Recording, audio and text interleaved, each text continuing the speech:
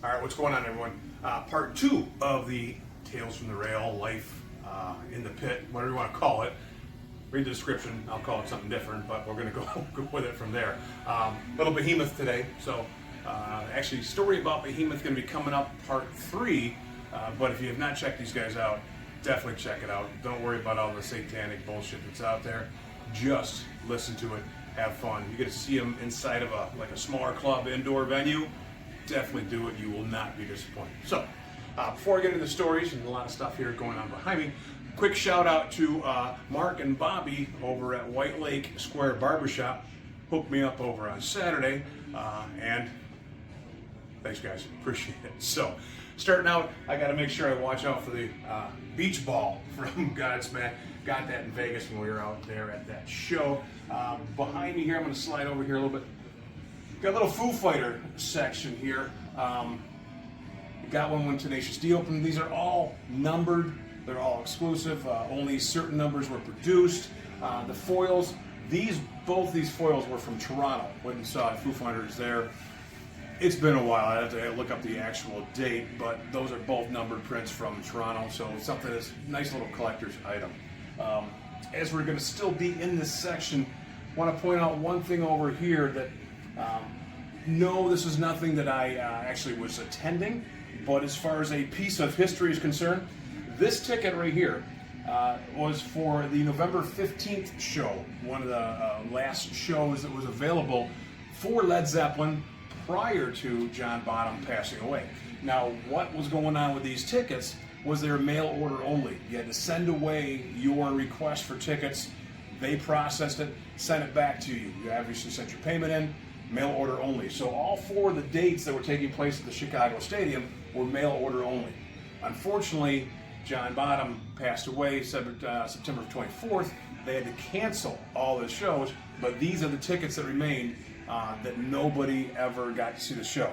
So, as a little nice framed thing, I had seen these before. I'm getting a nice close-up for you here. That is an actual ticket that was never utilized. So, kind of a piece of rock and roll history. Yes, I'm old enough to go back to the day. Would not have seen them on that tour. I believe actually my brother was looking forward to seeing them at the Pontiac Silverdome, but that just obviously did not happen. So, nice little piece of rock and roll history. Got to point your attention up to here now. There's a drumstick you see hanging out here. There's a picture of Mrs. FRB there. Now, the backstory behind this was a post that Lars put up. He was in Milan, and this is an ice sculpture back here. So what happened was our daughter, graphic design major and graduate, photoshopped her into it. And when we were at the Grand Rapids show, Van Andel Arena, the last show of the Hardwired tour, Lars came out, was walking around through the crowd, or I'm sorry, right against the barrier. We were up against the barrier. And she held up the picture. Lars looked at it, kind of chuckled a little bit. After the show was over, Lars came back out, found us, and handed over the drumstick and took some pictures with their staff photographer of, hey, here's a great fan kind of thing. So way cool thing that we got from that show. And I'm actually going to give you another little hint there about a Metallica show. One of the only bands that will let you bring in a poster tube, because they do sell posters during the shows that are limited edition and numbered posters. So, if you go there, if you're able to get to the rail, bring a poster tube. Inside the poster tube, inside the top cap, put duct tape. Once they start throwing out the pics, and they throw them out handfuls, there's always some that are on the other side of the rail. Take out your poster tube, put the tape back on top of the cap, and then start to just grab them over the rail, and you'll walk away with all kinds of guitar picks. Actually, from that Van Andel show, I think we walked out with close to 30. And they were all from different shows they'd done in Denver and even Montreal and all over the place. So kind of a cool way. If you're there, that's how you get the picks. Autographed Volbeat drum head. This was actually thrown out, and you don't even want to know what went on behind that one to get that. It is used. You can tell it was something that was during the show. So I'll let you a little bit there. And yeah, that was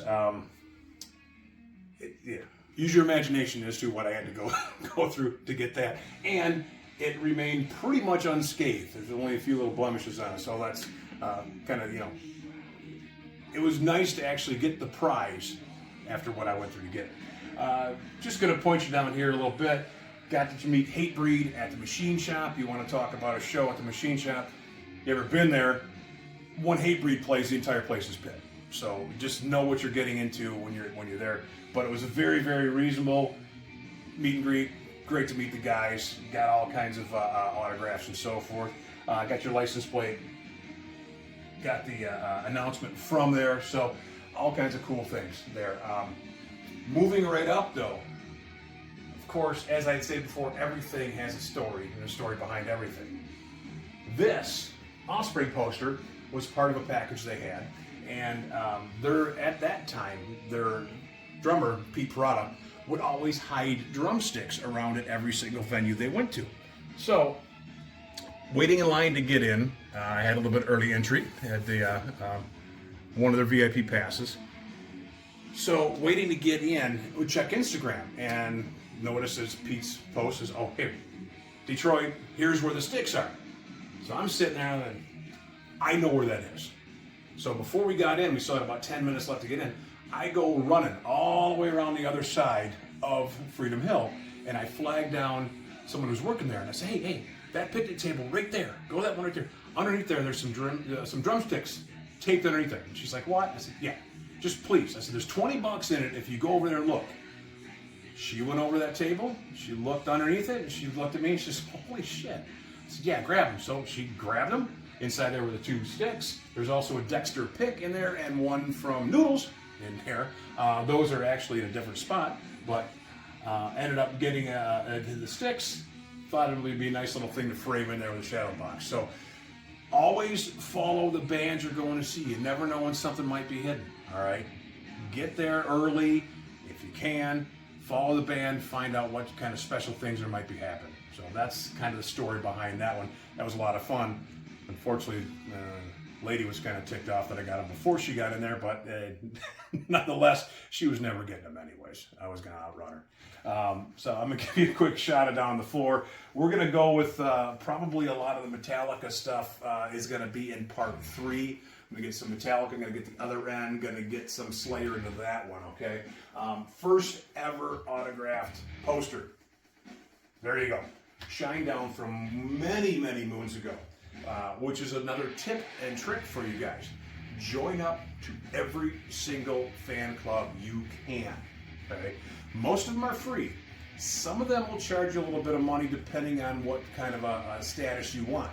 So all of them come with a code for the early entry, for the to buy the tickets for the pre-sale, and some of them also come with swag. So if you're not joined up with somebody, join up with every single one you can. Worst case scenario, somebody else might need a code, you give it to them.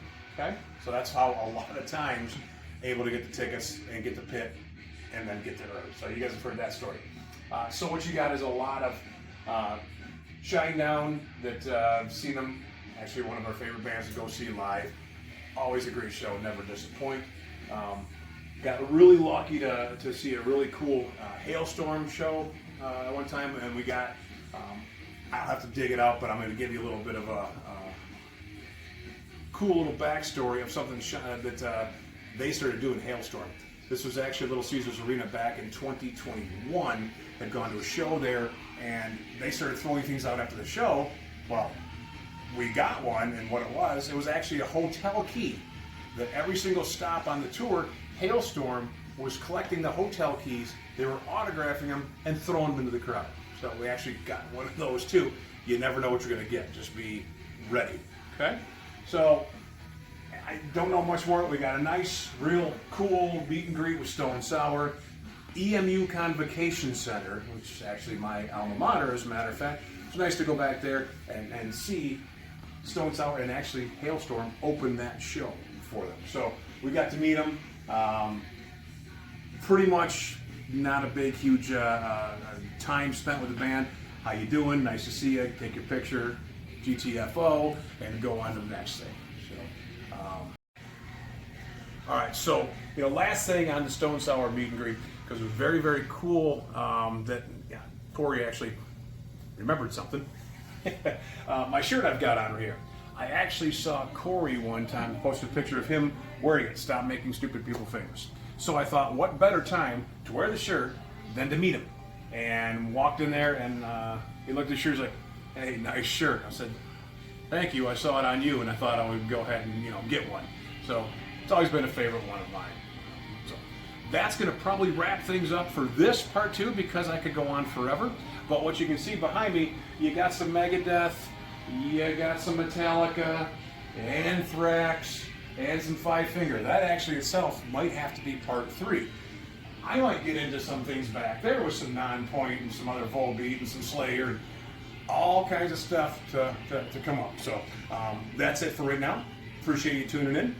Go ahead, please subscribe, like, share, leave me your comments. What else you want to know? Open book. I'll talk to you guys soon.